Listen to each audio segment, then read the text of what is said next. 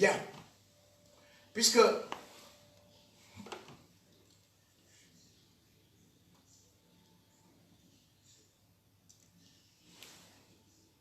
il est dans le cachot noir. Et pourtant, il vient d'être dans la lumière. Sur des chaises en or. Et il avait des milliards. Et partout où il passait, tout le monde saluait. Oui, chef. Oui, monsieur le président. Oui. L'enfant du président, c'est le président. D'autant plus qu'après le président, c'est l'enfant du président. Selon la version et les complots de la maman. Tel était donc le plan bien ficelé pour que Noureddin Bongo Valentin accède au pouvoir. Mais le 30 août est arrivé, bam! Clotaire, Brice Oligui Nguema, général de son état, a mis à terre le père Ali Bongo. Et à partir de cet instant, les enfants, sa femme et tout ce qui était à côté de lui n'étaient plus tout puissants. Chacun cherchant à aller plutôt se réfugier, mais malheureusement, puisqu'il n'avait pas envisagé un seul instant que cela pouvait arriver, ils furent tous pris comme des rats dans les trous. Ainsi, Noureddin Valentin Bongo, après avoir été mis en résidence surveillée, a été présenté au procureur de la République et puis au juge d'instruction et pam, le voilà donc qui se retrouve dans une prison qui est baptisée sans famille. C'est-à-dire tu n'as plus de famille. Là-bas, il n'y a plus de père et il n'y a plus de mère.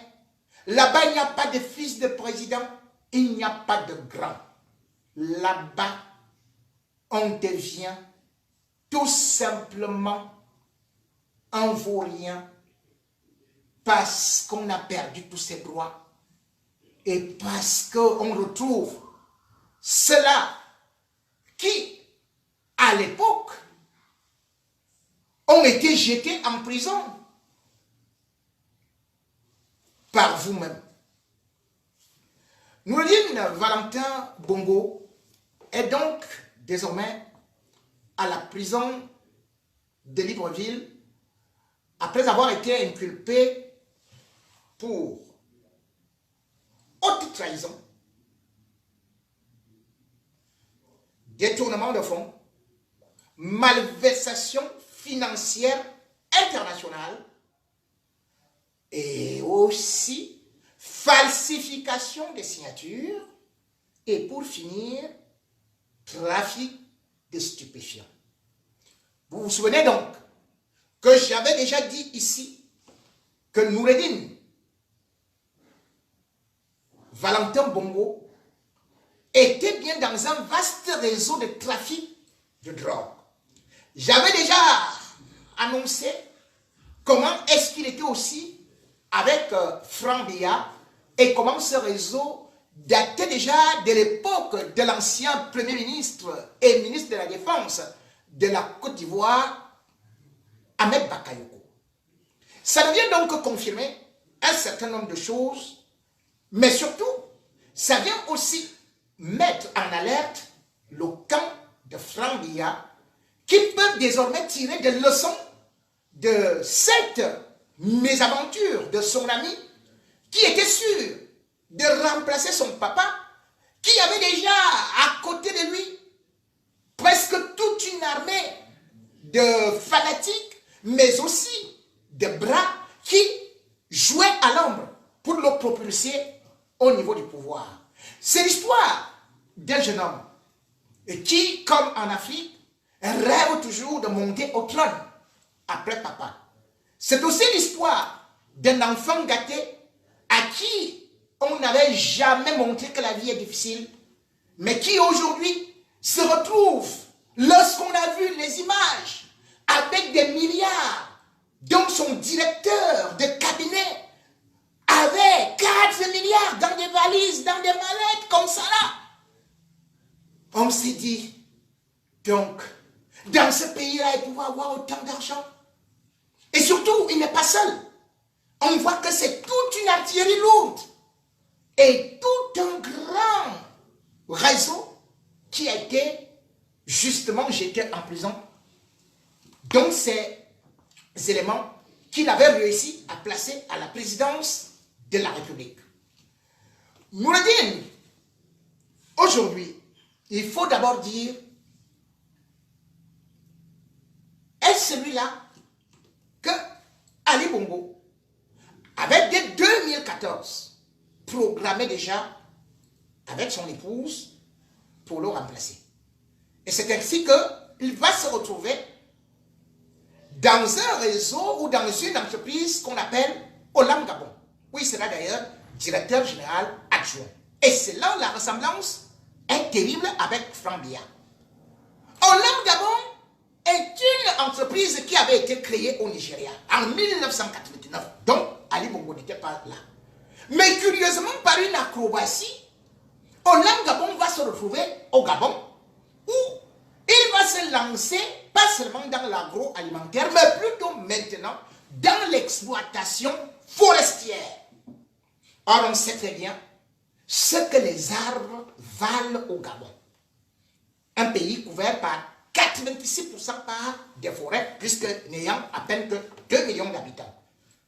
Et justement, quand il part là-bas, quand on parle de ces trafics avec les puissances ou alors des entreprises étrangères, c'est à partir d'Olam Gabon, où il fallait se faire beaucoup d'argent, exactement comme Franck Biya, qui lui aussi a pris en otage les forêts du Cameroun à travers la société qu'on appelait la société forestière, industrielle. Donc, et puis, il va, je parle maintenant de Noureddine, à travers cela, il va prendre la plupart des marchés au Gabon. Des marchés gagnés sans appel d'offres. Des marchés où il y avait la surfacturation.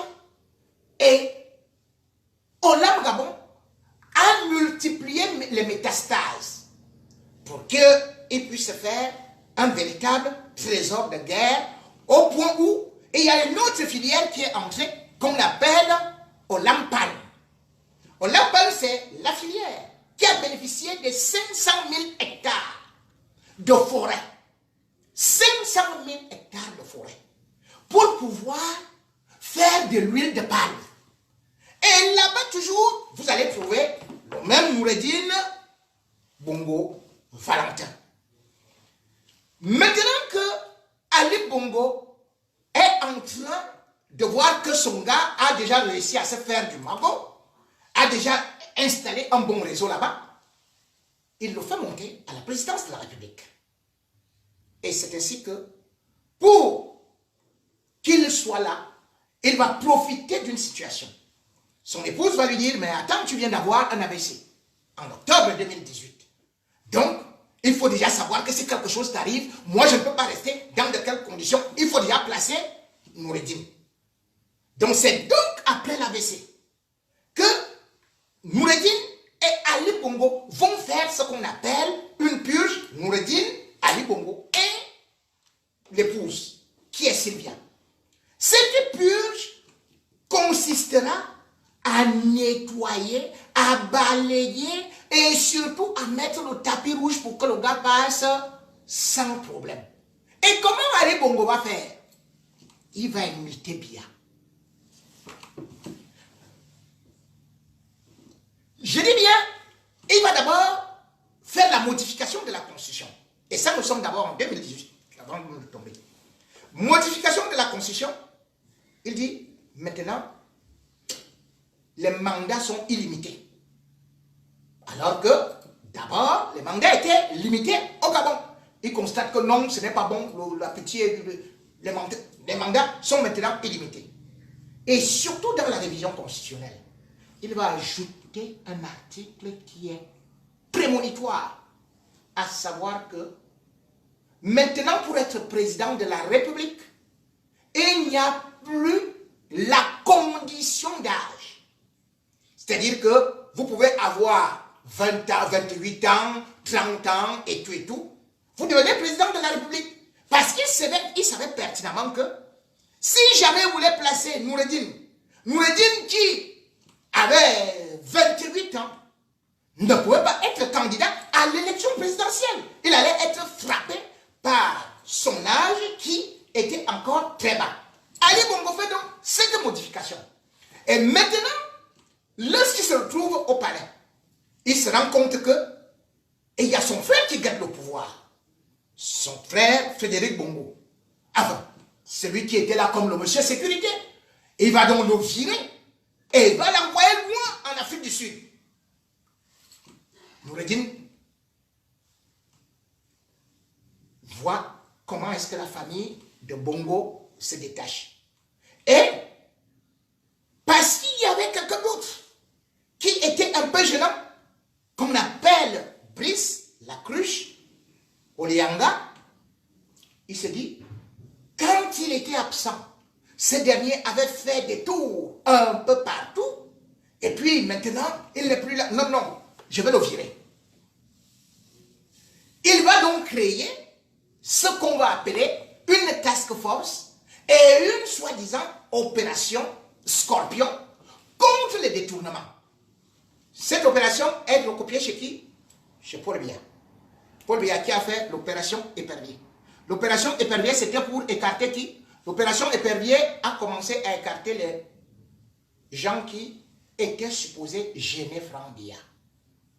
Et par la suite, l'opération Épervier, pendant qu'on voit Mbongo venir, Paul Biya fait qu'on arrête Mbongo et qu'on arrête aussi son épouse, boum, on les a jetés en prison. L'opération Épervier ne pouvait donc désormais que être une très bonne opportunité pour éliminer tout ce qui pouvait gêner Franck Biya. Et c'est ce que Ali Bongo a fait. Il rentre de Londres, bien évidemment, et il crée cette opération-là. Et bam, on va prendre Ali en bas. Et pendant qu'on le prend, on le jette quelque part là-bas, on prend qui? On prend l'office qui est donc nommé le 5 décembre 2019, coordinateur des affaires présidentielles. Ça veut dire quoi? Ça veut dire qu'en réalité, non seulement au niveau du cabinet, c'est lui qui contrôle déjà tout, et rien ne peut passer sans sa signature. C'est lui qui fait nommer des gens. Et autour de lui, il place les complices avec lesquels il avait travaillé à Hollande Gabon. Il est donc le vice-président. Puisque entre-temps, Ali Bongo s'est déjà débarrassé du vice-président en arguant qu'il a été limogé, donc Massougou, donc allez, on le libère du plancher. Tu peux partir. Le gars devient tout puissant. C'est lui maintenant qui décide qui doit être nommé dans le cabinet du président de la République. Et tout ce qui vient, c'est lui qui doit valider. Regardez ce qui se passe avec Franck Biya. C'est lui qui fait nommer certains ministres. Il fait nommer les DG, les contrôles. Et c'est exactement ça que ce garçon qui fut nommé à 28 ans, directeur des affaires,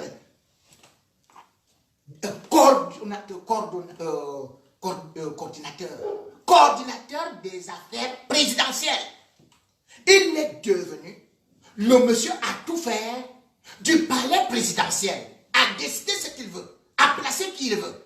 Et d'ailleurs, comme je disais, il a pris des complices, des bandits avec lesquels ils étaient là-bas en Hollande. Il va en prendre celle qui était directrice des affaires juridiques en Hollande, qu'on appelle une certaine Laetitia là.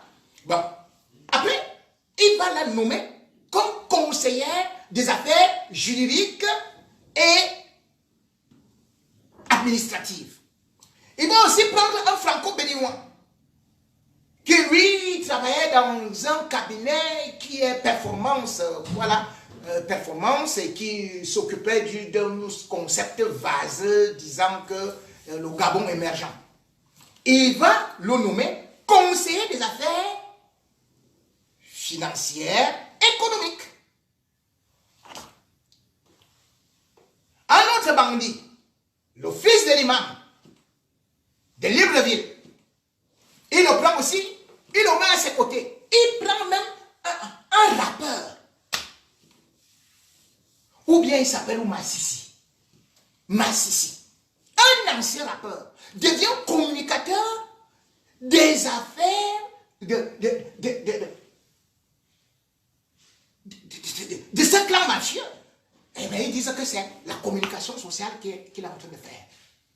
Voilà donc comment est-ce que la machine va commencer à huiler la mise en place d'une corruption hors norme. Où, lorsque l'argent vient dans des régies financières, toutes les régies financières, et même la douane, les recettes ne vont pas dans les caisses de l'État, mais vont directement chez l'office du président. C'est-à-dire Noureddine Bongo Valentin. Devant cette situation, d'ailleurs, il y a 4 associations civiles qui vont porter plainte pour détournement, pour malversation, pour blanchiment et pour fuite de capitaux et pour entreprises criminelles et tout ça. Ils vont saisir le procureur de la République. Mais le procureur ne va pas agir laissant l'affaire pourrir, puisque c'est le fils du président de la République. L'affaire n'a jamais donc eu à être portée au tribunal. Puisque d'ailleurs, Ali Bongo avait fait quoi? C'est-à-dire que revenant d'Angleterre, il avait décidé de changer tous les magistrats de ce qu'on appelle les affaires, ceux qui étaient chargés de la direction des affaires financières, donc qui faisaient des poursuites. Il a balayé tout le monde.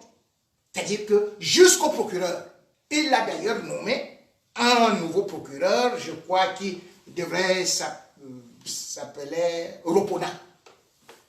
C'est lui-même qui l'a nommé. André Ropona. Comme étant son nom. Pour régler les comptes aux autres. À ceux qui voulaient peut-être barrer la voie à son fils. Mais Ropona n'a jamais donc poursuivi ou même enquêté sur les affaires, les malversations du fils d'Ali Bongo. Mais vous voyez ce qui vient d'arriver? Celui qui a eu à faire maintenant les enquêtes quand Bongo tombe, c'est le même Ropona que Ali Bongo a nommé qui cloue maintenant son propre fils. Alors qu'il a été choisi pour venir secourir l'autre. Écoutez maintenant comment est-ce qu'il est en train de parler. À la suite de la proclamation des résultats des élections générales du 26 août 2023 et des événements qui s'en sont suivis, une enquête a été ouverte, aboutissant à l'interpellation des nommés Yann Ghislain Ngoulou, Noureddine Bongo Valentin, Steve Nzego Diekou, Bourandjami Syriac, Oseni Ossa Abdul, Mohamed Ali Saliou, Jessie Ella Ekoga, Zoli Lekidi Perrin, Kim Un, Jordan Kabuzet, Gisèle Mombo et Moudende Medan Adegonde, qui ont été déférés au parquet de la République le mardi 19 septembre 2023, soit un total de 12 personnes.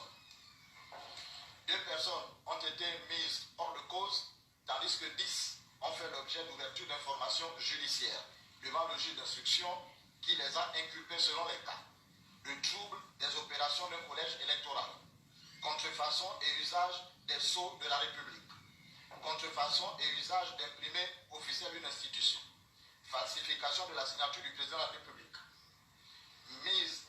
remise et obtention de sommes indues, complicité de détournement de fonds publics, corruption, détournement de deniers publics, blanchiment de capitaux, complicité de blanchiment de capitaux, association de malfaiteurs, usurpation de titres et de fonctions, crimes et délits prévus et punis par des articles 6, 5, 101, 109-1, 112-3, 115, 117, 127, 133, 141, 193 et 380 du Code pénal.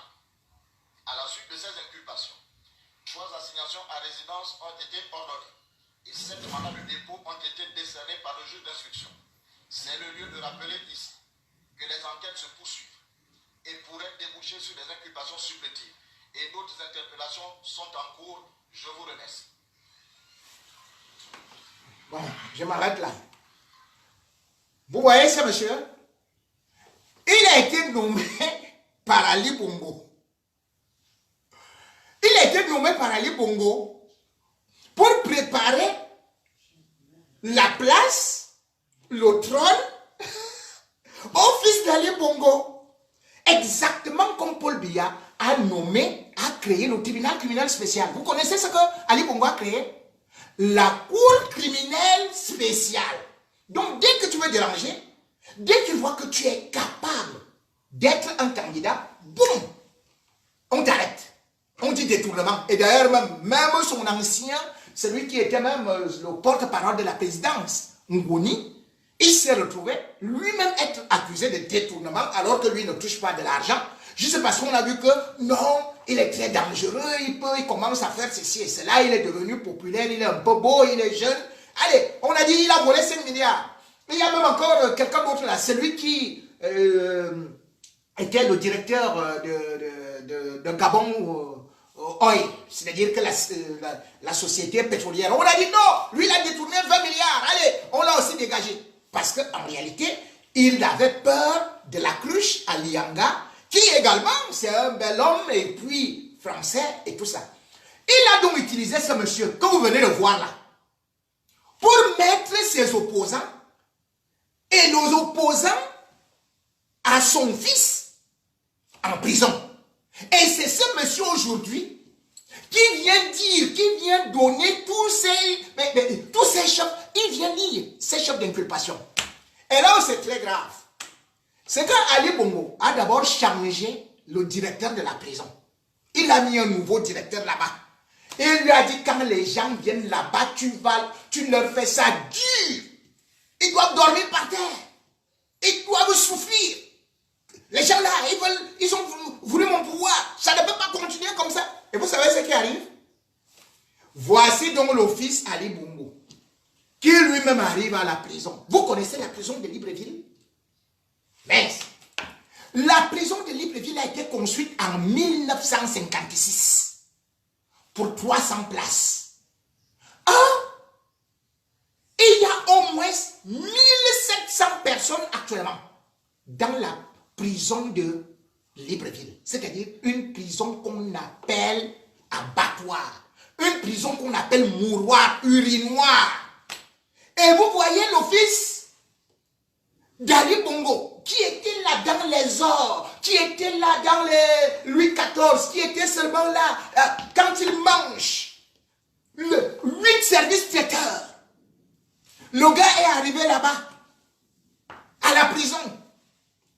On lui a mis dans le côté qu'on appelle côté fonctionnaire. Vous entendez côté fonctionnaire là, hein?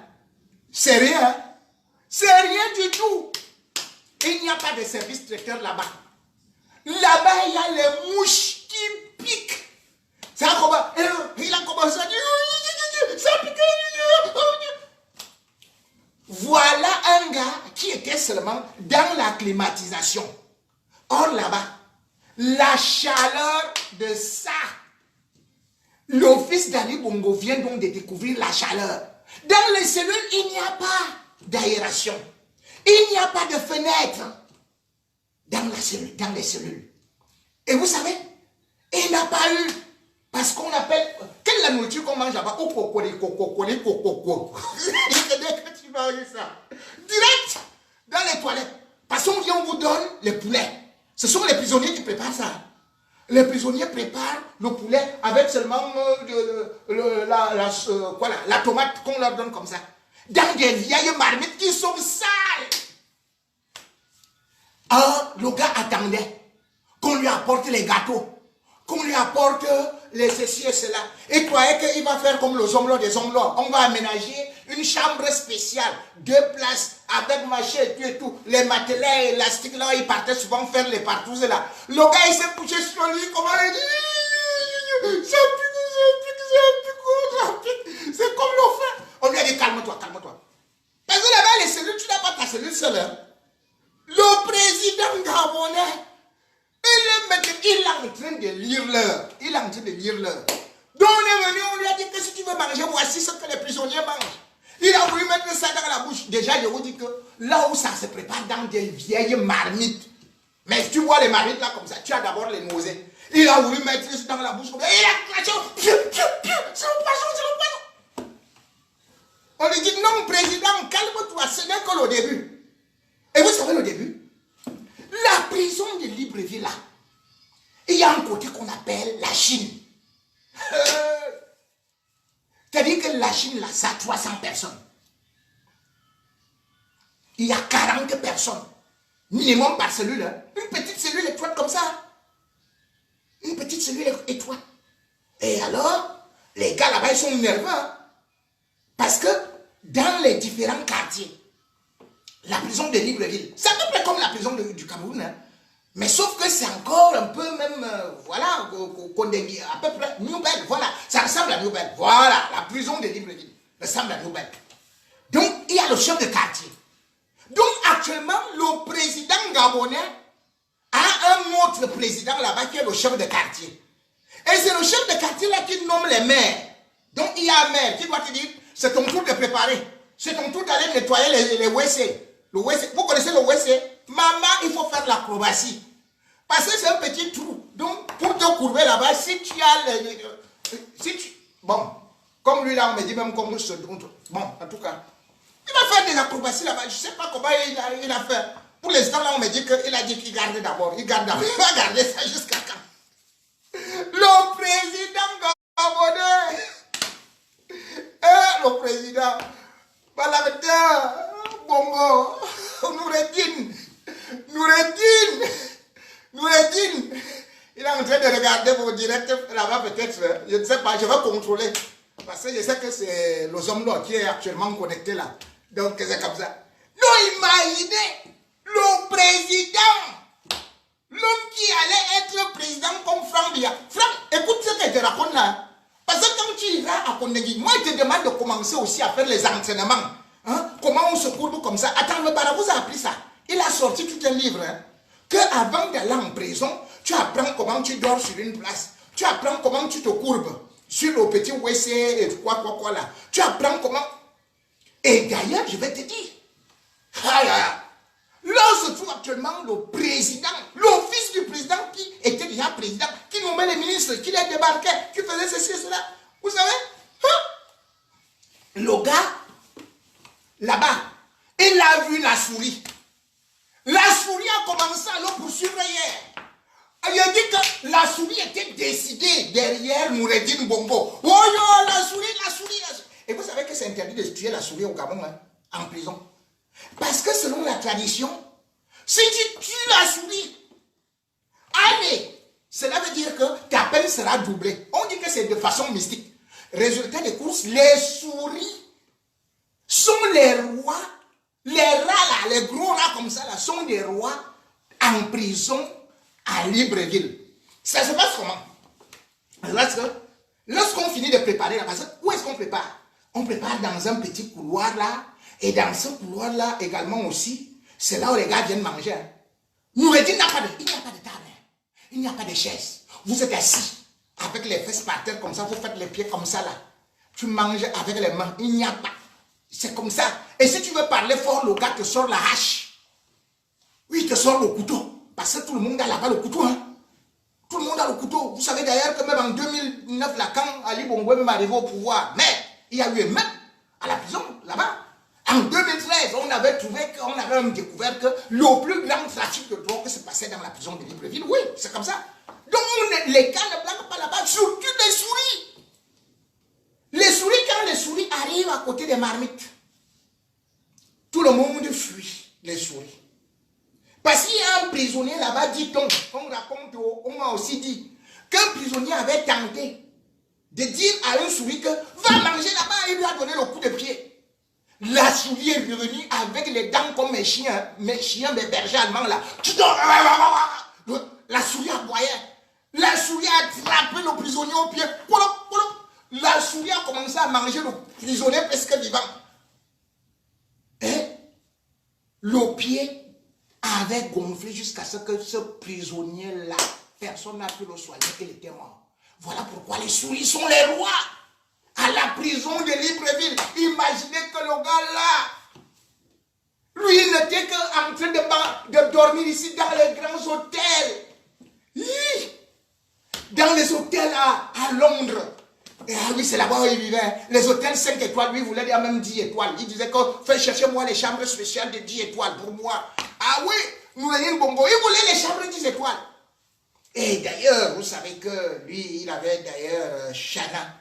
C'est-à-dire que son cabinet là-bas, il dit j'ai mon cabinet, Chana, à Londres. Après, il avait aussi, c'est lui qui a, surtout le truc là, c'est comme le truc, comme le McDo, la chaîne alimentaire, au Maïna, au Gabon. Il n'y a pas moyen. Maïna, on ne peut pas venir lui donner. Sauf que moi je supplie quand même le général Oligingema. Fait quand même qu'on vienne lui donner même le Sanga. Vous savez, c'est quand même... Nous aime le Sanga. Laisse passer le Sanga. Parce que le gars là, il était déjà trop habitué au caviar. Vraiment, et tout et tout. Général, je te supplie. Le gars là, il va mourir là-bas de constipation. Hein. Fais quand même que le Sanga entre un peu là-bas pour qu'il puisse un peu manger comme les hommes des hommes. Il y a une affaire là. Quand vous êtes là dehors, avec le pouvoir, vous narguez les gens, vous dites que vous êtes fort, vous envoyez les gens en prison. Les prisonniers qui sont là-bas, comme les Brusses, la cruche à Lianga, ils l'attendent de pied ferme. Parce que c'est lui qui les a envoyés. Et maintenant, c'est lui qui se retrouve entre leurs mains. Donc aujourd'hui, ce qui est en train de se passer à la prison, comme je vous le dis, c'est-à-dire que la cellule chauffe jusqu'à... Il va enlever le t-shirt. Il n'y a pas moyen. Parce que dès qu'il enlève le t-shirt là, les moustiques accourent. Je ne sais pas comment il va faire. Les moustiques accourent. Il remet le t-shirt. Il a très chaud. Et là-bas aussi, c'est la discipline. Hein? Si tu oses mal parler au chef, parce que là-bas, c'est le chef de l'État. Chaque quartier a un chef de l'État. On appelle ça chef quartier. Tu parles mal au chef quartier. Tu sais là où il t'envoie? À l'isoloir. Et vous savez, même si vous êtes ministre, directeur, à l'isoloir, on vous enchaîne. On vous met la chaîne au pied. Donc même pour aller au WC là, il faut seulement qu'on vienne te porter. Et dès qu'on te laisse longtemps à l'isoloir, dans cette prison, que Ali Bongo a demandé que les conditions soient invivables.